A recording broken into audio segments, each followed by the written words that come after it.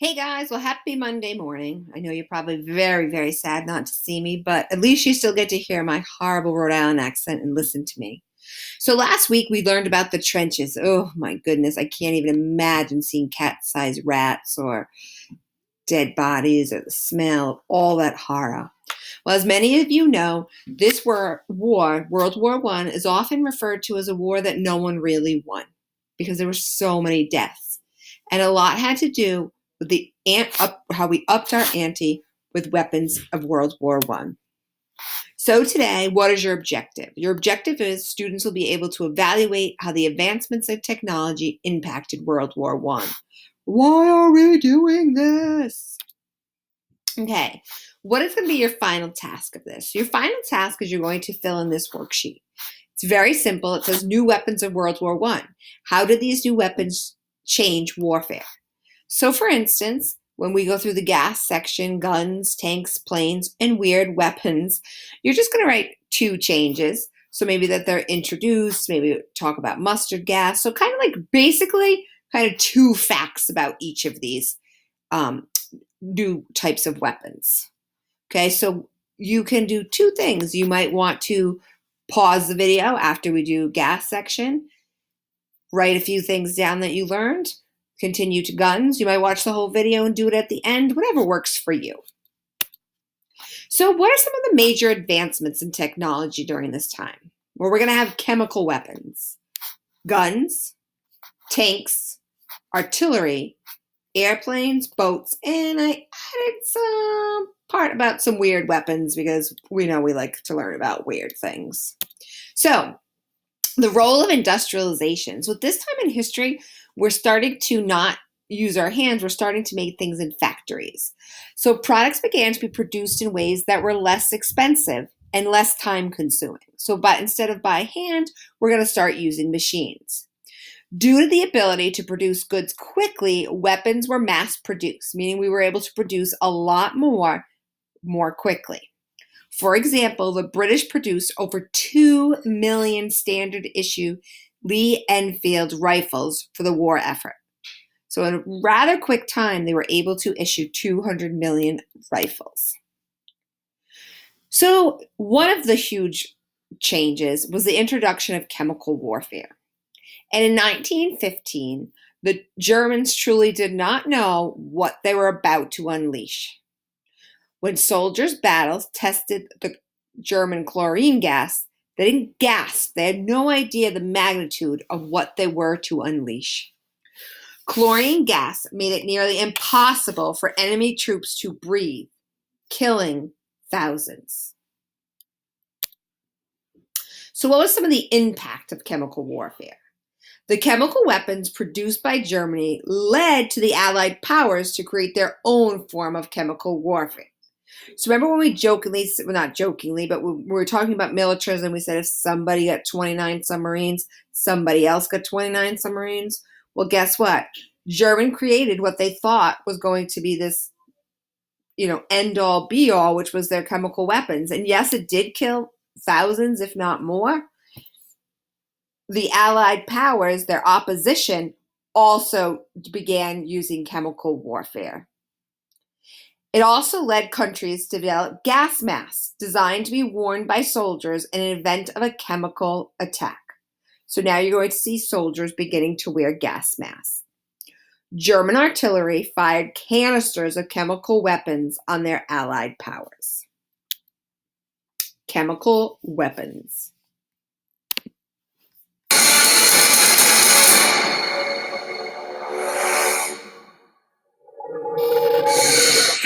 April 22nd, 1915. German forces secretly moved thousands of chlorine gas cylinders into position around Ypres. 168 tons, enough to swamp Allied trenches along a 4-mile front. The French troops stationed there have no idea what's coming.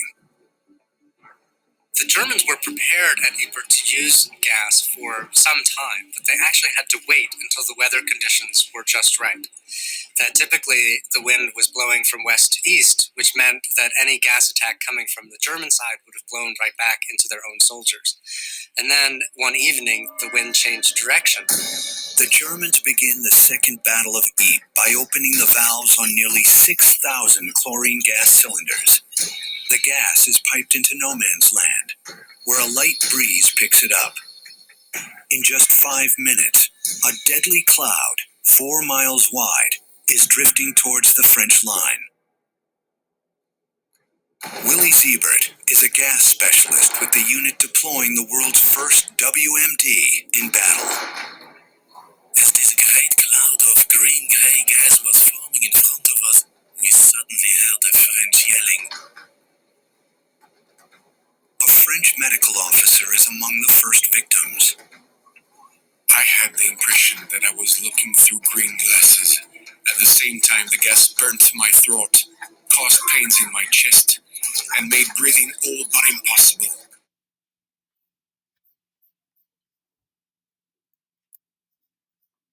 Oh, geez, I'm caught on camera sitting here. Okay, let me go back to present here.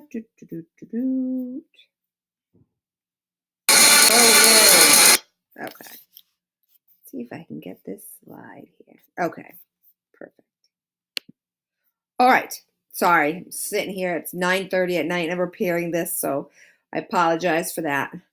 Okay, so what you just saw in that video was that we can't just use chemical warfare whenever we want. We actually have to wait until the winds are just the appropriate, because if not, that gas that we just left out will come directly towards us. So there are a few different types of gases. There's mustard gas. This is the most deadly gas weapon used. It was fired into trenches in shells. So it was basically almost like a grenade type looking thing, and it would be thrown into the trenches. It was colorless, and it took 12 hours to go into effect. Sadly, it caused blistering skin, vomiting, sore eyes, internal, means bleeding inside of you, and it would cut your skin to cause external bleeding. Now think about how horrible those conditions are, and sadly, it's going to take up to 5 weeks for you to die.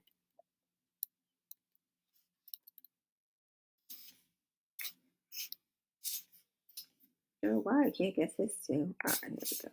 Can I? Okay, I wanted to go back to this one. The other gas that we just saw in that video, and I'm sorry the slides went ahead, is chlorine. The German army were the first to use chlorine gas in the Battle of Ypres in 1915. Chlorine gas creates a burning sensation of your throat, which is going to cause you to have chest pains. Your death is going to be painful. You're actually going to feel like you have suffocated. Not sure why this is not moving this slide. Okay, here we go. Okay, next we're going to talk about is guns. Okay, we are now, and we've talked about this, we talked about how in the Revolutionary War you had to wait till you see the whites of their eyes, and now that we're going to create what's called the automatic rifle, which is going to be a repeating rifle technology where you can shoot more than one bullet at a time. Most of the war conflicts up until World War I were fought with muzzle loading weapons, meaning they needed to be loaded from the top of the barrel with a bullet, a powder charge, and then in order for the weapon to fire, sometimes they even needed a spark. The invention of the cartridge bullet, powder, and primer was a game changer. How the cartridge changed warfare. The use of bullets are now going to allow semi-automatic and automatic weapons to be created. The rate of fire on these weapons allowed more bullets to be fired downrange at rapid speed. Okay, so we're going to be able to shoot much faster. This gives Army more killing power than ever before. As a result, millions of deaths happened in World War I. Now, I know I jokingly talked about how long it took to load a weapon in the Revolutionary War, but I want you to watch this short video.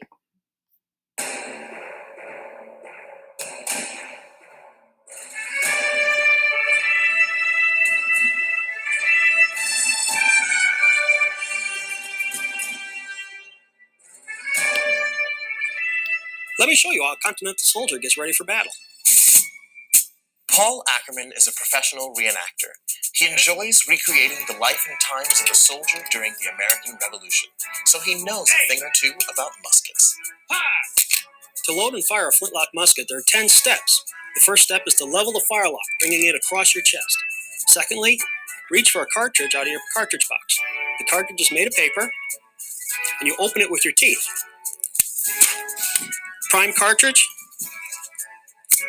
shut pan, cast about, charge with powder, draw your rammer, ram down your cartridge,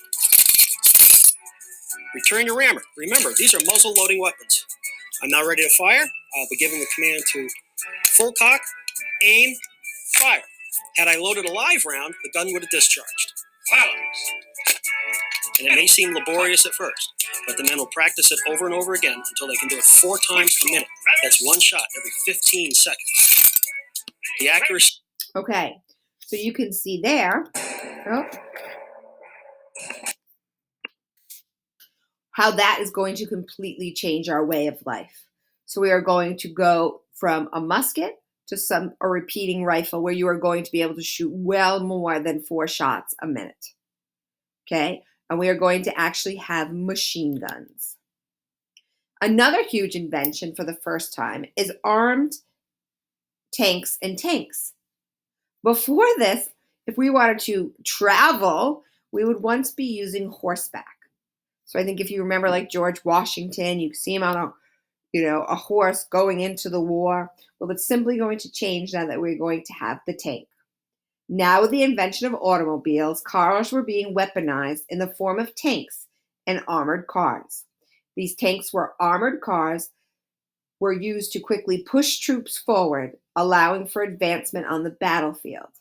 So kind of when we destroyed one area, we could get in our car and go closer to attack. We also are going to see the use of tanks. First, were used for the first time ever in World War I. They were developed to cope with the conditions in the Western Front. So because this was very rocky and the terrain we needed something to get over it. However, they're not going to be able to cross those trenches. Those trenches that we've talked about last week are too wide for a tank to get through. The first tank they called Little Willie and needed a crew of just 3 people. Hold on, you're not going to believe how fast this goes. It goes the maximum speed of 3 miles per hour, and it could not cross the trenches. The more modern tank, you're not going to believe this one, by the end of the war, we're going to have a tank that can fit 10 people and can go 4 miles per hour. Wow. Artillery. See, this is some of our longer range attempts to attack, okay, as we see cannons. Artillery is used in the shells fired out of large cannon to push back your enemy from a distance. These shells were very large and could cause craters in the earth when they exploded. So I just wanted to see in this image here that when you shoot out those cannons, they almost look like a little pond almost. That's how much they're going to hurt the land. Soldiers needed to dig trenches to protect from artillery fire. Artillery allowed armies to attack from locations far away from the front lines of the battle. Oh, now we're going to go to planes.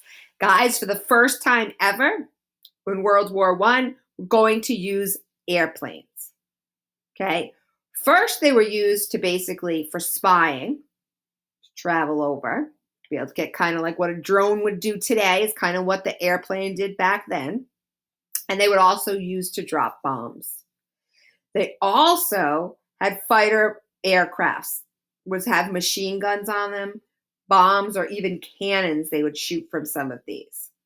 And then you'll see in this image that there are 2 different color airplanes because they are actually having what's known as a dogfight. So dogfight, if you've ever seen a dogfight, which is not enjoyable to see, it's two people attacking each other. Well, they would actually attack each other up in the air on an airplane. Boats. War by sea. As you know, Europe is surrounded by the ocean, the Atlantic Ocean. The mass production of submarines and battleships changed how the war is conducted as well. So this is just not a land war, it's also a war that takes place in the ocean. Submarines carried out sneak attacks. Battleships fixed with artillery cannons and machine guns allowed countries to attack coastal targets and facilitated movement of their troops. Torpedoes were used by submarines. The Germans used torpedoes to blow up ships carrying supplies from America to Britain.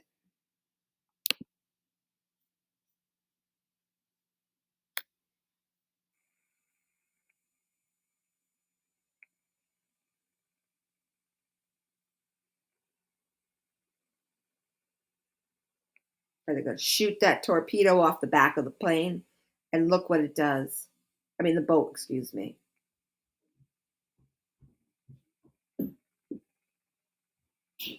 Causes huge explosions.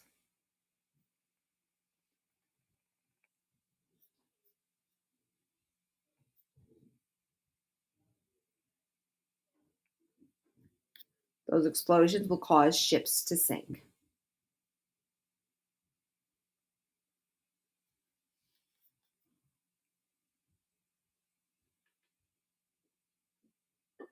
And that's all it took.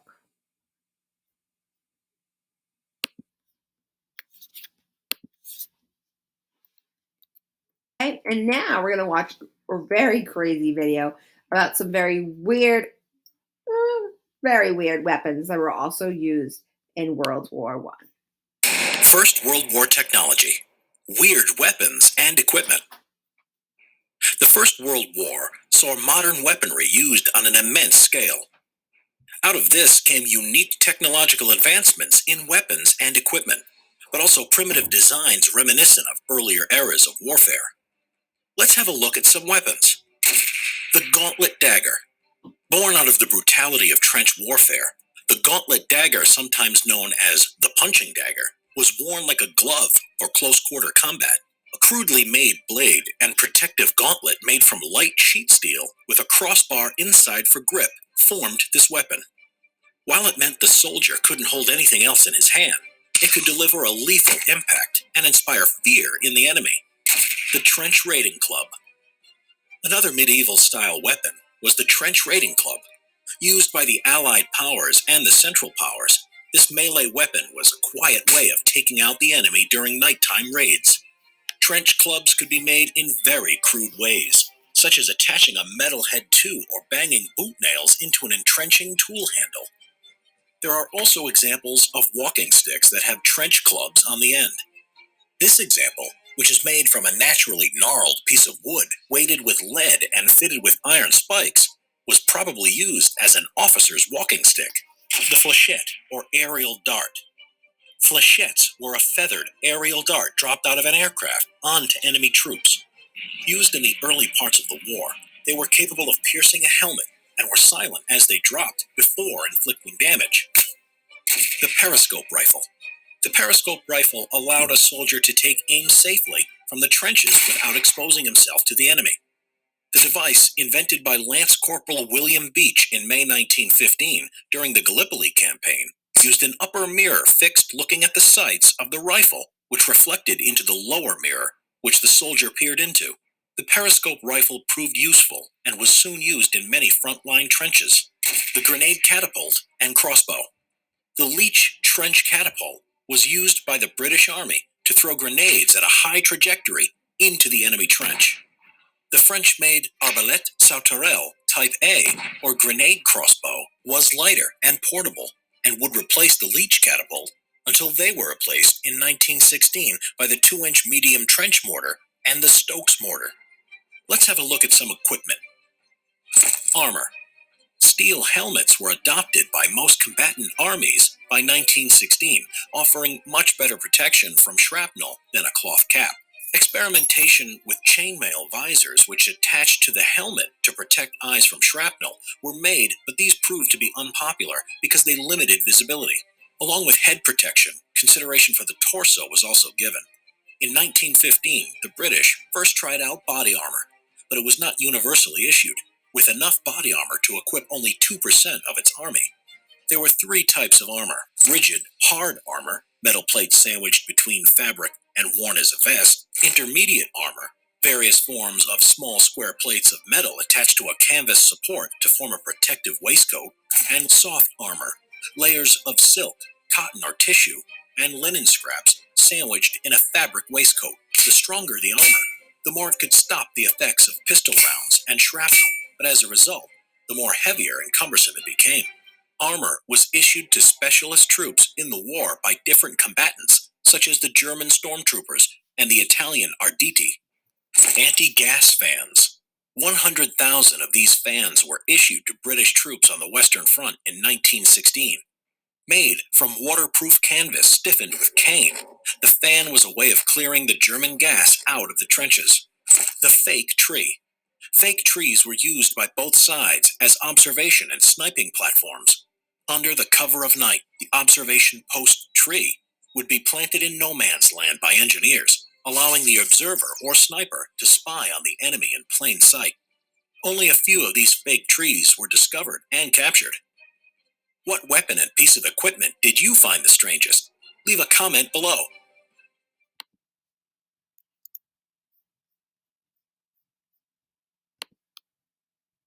Okay, well, I'm back, and now I know I'm actually going to be here. Don't look so lovely, but it's about 10 o'clock at night, and I'm doing this. So I think some of that stuff is just a little odd. Some of it obviously did not really work because we don't use it today. Okay, but I just wanted you to see some of the new things that are introduced, how this war has so changed so much. So right now, I want you to go back to that worksheet and just basically tell me 2 new facts that you've learned about those new weapons. I hope you have a great day. I hope you're not missing me too much, and I hope you get your work done. Don't leave me hanging. Bye, guys. Hope all is well. Hopefully, I won't need glasses next time you see me.